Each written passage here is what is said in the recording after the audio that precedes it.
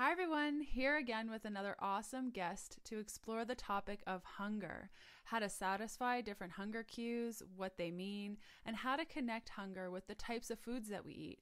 All this leads to nutritional success, not to mention the peace that comes with knowing how to satisfy our bodies effortlessly. Okay, picture this. You're standing in front of the fridge, door swung open, and you're on the prowl. You're looking for something, anything to curb that hunger. You grab for the quickest thing you can find and land on the leftovers from last night's dinner. Forget heating it up, you're on a mission. So you stand there, fork in hand, not bothering to sit down, and before you know it, the food is gone. An hour later, you're hungry again. Sound familiar? The ravenous hunger, the boredom hunger, the emotional hunger, they're all a tad bit different, but majorly influence the foods that we eat, the feelings we feel, and the relationship we have with our food, our bodies, and those around us. Here to break it all down for us is registered holistic nutritionist Amanda Browning. Amanda holds an honors degree from the University of Guelph, where she earned a Bachelor's of Science studying biological sciences, nutrition, and nutraceutical sciences. Once realizing her passion for holistic health and wellness, she attended the Canadian School of Natural Nutrition in London, Ontario, and graduated as her class's valedictorian. That's so awesome. She works one-on-one with clients and shares strategies on kickstarting the journey to better health on her blog. Amanda focuses on digestion as the root of health and found that even with following a natural whole foods diet, she needed to incorporate mindful eating as the missing link in finding health. A fellow RHN, so happy to have you here on the show, Amanda.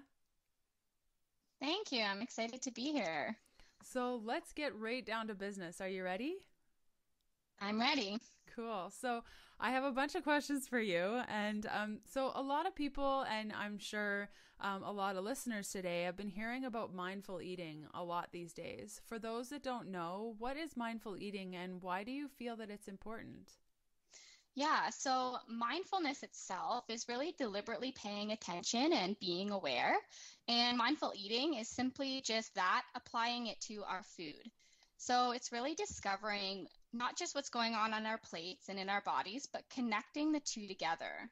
It's really important to remember that mindful eating is awareness and observation, but it has nothing to do with guilt, judgment, or criticism. It really is just about being aware of the food and how it affects our bodies. It's also not about ignoring the rest of the world around us. A lot of times we think that mindfulness involves sitting totally still and only thinking about one thing, but it's really the ability to let thoughts pass through while still focusing on the food and how it affects you.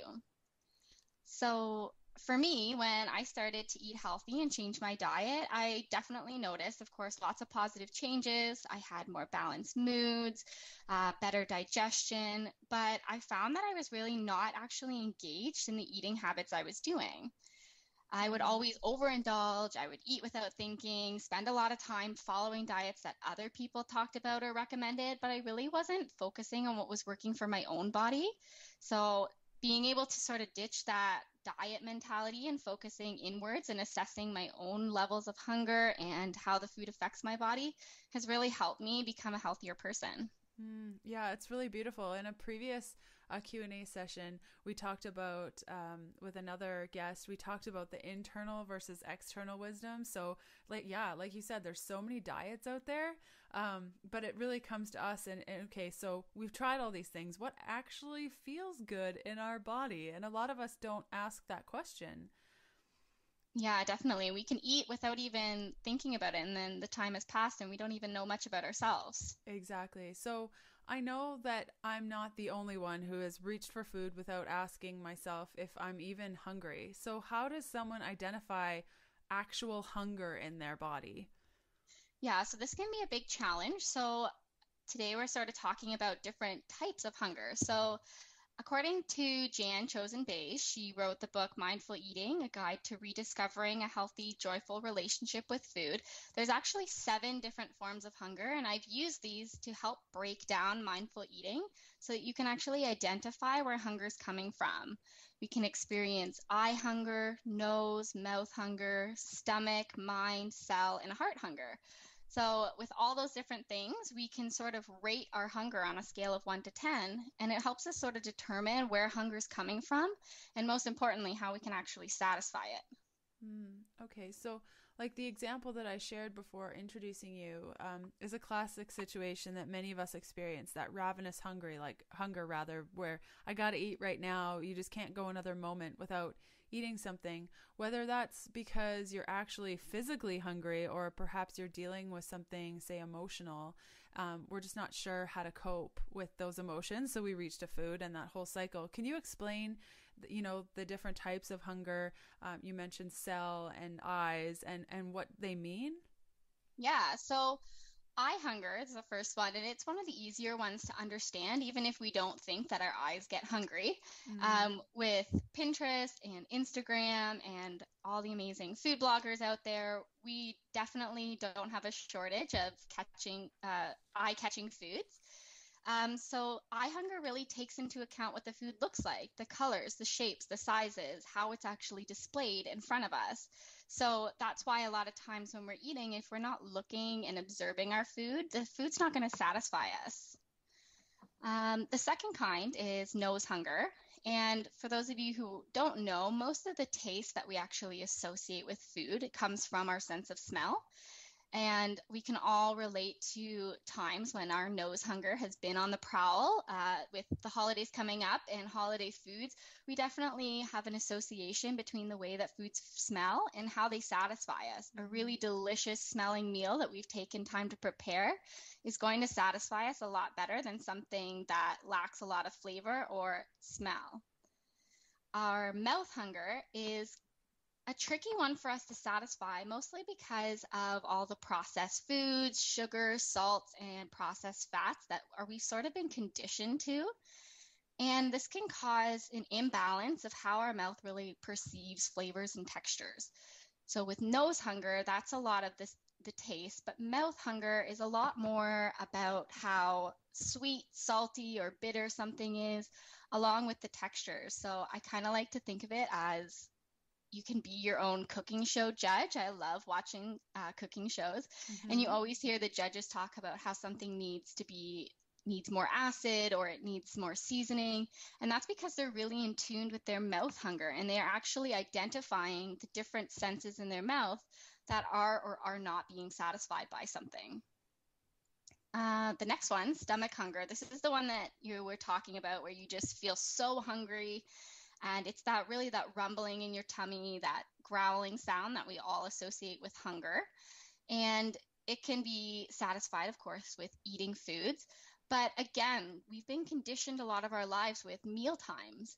And Yes. I've noticed with your keto, people who are following the keto diet, it's hard for people to go longer without eating because we're so conditioned to, breakfast, lunch, dinner, or a couple snacks in between. And, with the lives that we live, we wake up at a certain time and we only have enough time to really eat the certain meals. So it can come from a physical emptiness, but it can also come from that internal clock going off. Yes, totally. And something that's been very freeing by eating higher fat for myself was that I don't have to rely on those eating times, and it becomes so much more easier to just rely on my stomach to say, okay, you're hungry. It's 11 o'clock and you haven't had breakfast, but now you're having breakfast. So, but getting out of that mentality, oh my gosh, took me a long time. Yeah, actually being able to hear, okay, it is my stomach that's hungry. It's not something else, right? Exactly. So the next one is mind hunger. And this is something that a lot of us experience. And the mind really talks in should and should not.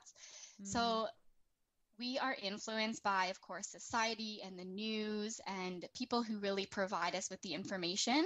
So our mind hunger is really that anxiety that we get with eating different foods, whether it's I need to eat more fat or less fat or more sugar or more grains or whatever it is that our mind is telling us based off of what we've learned from other people.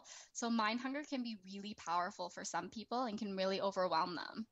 Yeah, something that I find also in working with clients that, they say that they want meal plans. So we work on a meal plan, they get a meal plan, and they get to the end of the day and they send me an email. They're like, I have so much food left to eat, but I'm really not hungry.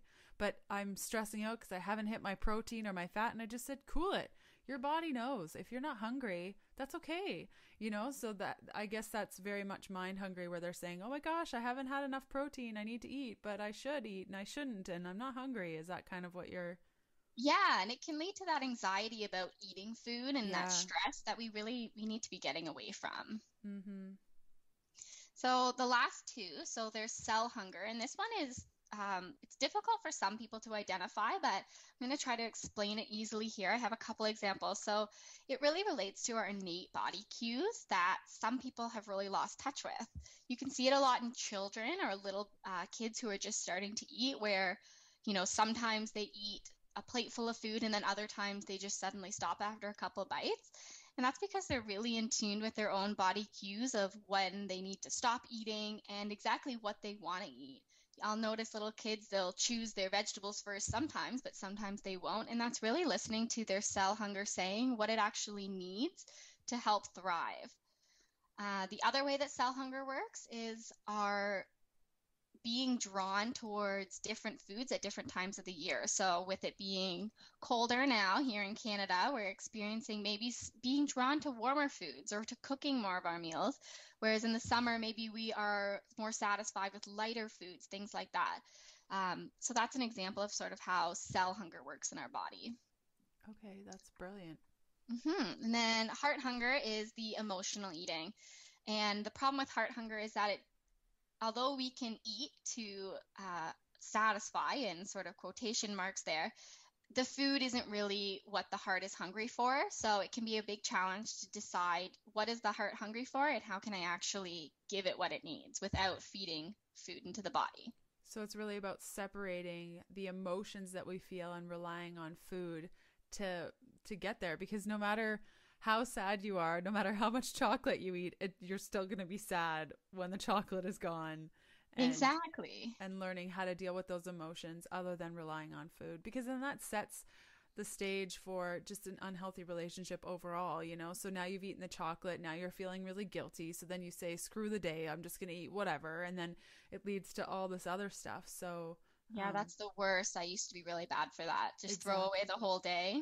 Yeah, exactly. And something I always try to remind my readers and things like that is every moment is a chance to make a great decision for yourself or a balanced choice, just because, maybe you did follow your heart hunger and whoops, okay, well, there's lunch and now you're hungry and you can make whatever, following your cues that way. That's really amazing. So if you had to choose kind of what items people struggle with the most, would you say that heart hunger is in your own practice and working with clients and such, would you say that people have the most difficult time with managing heart hunger? Would you say it's equal? Yeah, I would say it's heart hunger, mind, and cell, because Mm-hmm. those are the ones that we don't get exposed to every day. We always see beautiful foods and, we know what our mouth likes to taste and we like salty or sweet, things like that. So it's hard for people to really listen to their cells and their minds and their heart hunger. Mm-hmm. So keeping that in mind, how do we satisfy these different hungers if people are having an issue with, say, heart hunger? Like, how do you satisfy these different types? Yeah, so the very first step is to really just try and take a little bit more time with your food when you're actually eating it and ask yourself some questions before you actually do indulge. And I should say that mindful eating can feel really overwhelming in the beginning because it feels like, oh my goodness, now I have to think about so much different things, but it really does become a lot easier to do over time. So with the eyes, nose, and mouth, those ones are pretty easy to satisfy by using lots of colors, shapes, and textures. But when it comes to our cells, it's really important to be really quiet and just try to focus on what our body is actually asking us to. And like you said, sort of with the meal plans, give yourself permission to move away from that plan if it's something that just doesn't feel right for you at that time. Our body's always giving us cues, and this is something that people are coming around to. And I'm sure you are really familiar with this. Your body gives you the signals. A headache isn't just a headache. There's a reason that you can help your body nourish better, and those are your cells calling out to you. If you're feeling really tired in the afternoon, or if you just feel like you have a headache or you're getting a cold, that's your cells really calling out for nutrition and nutrients as well. So it's something that we need to listen to and look for other cues that maybe aren't really obvious hunger signals. So a hunger signal, I was chatting with a client about this earlier today, actually. A lot of the times and this is just something that's worked for me, if I feel hunger in my throat, like it's like this feeling in my throat, oftentimes it's not that I'm hungry. I guess using your layout, I guess it would be heart hunger. Oftentimes if I feel this thing in my throat, it's usually tied to some emotional thing. Whereas like if I feel discomfort in my belly, that means like chances are I'm hungry. But what you're saying is that with eyes, nose, mouth hunger, it's more about having fun with your food and those bright colors. So trying like vibrant meals where it's not just bland and all brown and gross, but just fun so that it looks good on the eye. With nose, like if you're baking yourself or cooking yourself, you're gonna create a lot of good smelling foods naturally. Yeah. And then with stomach, of course, like eat when you're hungry. And then you're saying with mind, cell, heart, it's more of taking that time, standing, something that I like to do. I don't know if this would be helpful, but oftentimes if I find myself in the kitchen and I'm a little bit overwhelmed with what to choose, and I mean, there's so many options and what am I, what does my body actually need?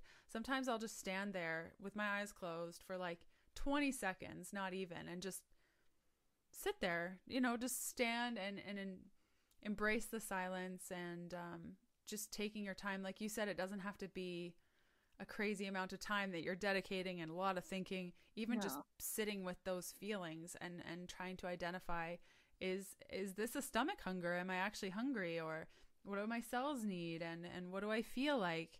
So what is the best way to start practicing mindful eating if you're new to it? So the best thing is to start by just taking it slow and don't put too many goals for yourself. Just sort of feel it out, see how it goes. You can also start sort of rating your hunger on a scale and just thinking about each meal you eat and how it satisfies you. But I'm also offering listeners a free 6-day mindful eating challenge, and it'll help to break down some of the tips that we talked about to help prevent people from getting overwhelmed by the process. It's really important, so I don't want people to just throw it out the window because it gets overwhelming. And this challenge is only 6 days and it's going to start on December 15th. So it's the perfect thing to start doing before the holiday season really gets busy. It doesn't ask you to change any of the food you're eating, so you don't have to worry about that. And it's just a great way to help get through the holidays without that uncomfortable feeling and the anxiety that unfortunately sometimes comes along with holiday eating. Okay, so for listeners that are looking to go deeper and incorporate mindful eating into a healthy life plan, where can they go? So for people wanting to go a little bit deeper, it's a good opportunity to work one-on-one with a holistic nutritionist. Although mindful eating on its own is really helpful, a change in diet, of course, is also going to really optimize your success and your journey towards better health. So I offer Skype consultations as well as one-on-one opportunities for people who are here in London and area. Cool, that's great. And I think, like you said, it's when you feel good about what you're eating, you make better choices. I find, mindful eating is such a powerful practice, but if that's combined with food that makes you feel good and excited, you're more likely to it's a whole package. Yeah, and the more in tune you are with your body, the more you realize that it really is asking for healthy foods. So the more you listen, the more you can make better choices. And then, of course, the better you feel, not only mentally and emotionally, but physically. Wow, thank you so much for taking the time out of your busy schedule to share your insight and brilliance with us, Amanda. Well, thanks so much, Leanne. Totally. I think paying attention, like I said, paying attention to those cues that our bodies are sending us is the most powerful tool, and it really puts our health into our own hands. So allowing us to meld together an eating style, like you said, and practice that benefits our health like for a lifetime. Yeah. So I really appreciate you being here, and I hope that everyone has an awesome day. Awesome. Thank you. Thank you. Bye-bye. Bye.